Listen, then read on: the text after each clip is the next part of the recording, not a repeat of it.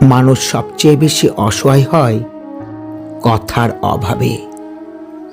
একটা সময় আসে যখন চারপাশের শত মানুষ থাকলেও একজন থাকে না যার সঙ্গে মন খুলে সব বলা যায়।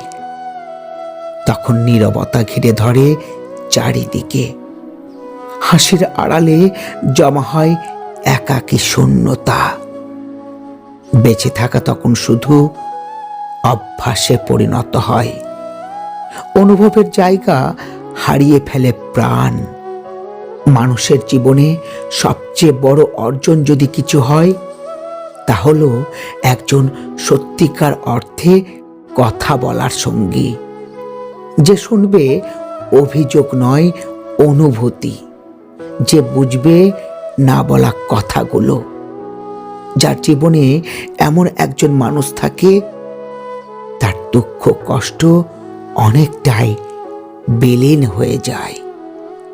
কারণ কথার সঙ্গী থাকা মানে জীবনের অর্ধেক ভার হালকা হয়ে যাওয়া।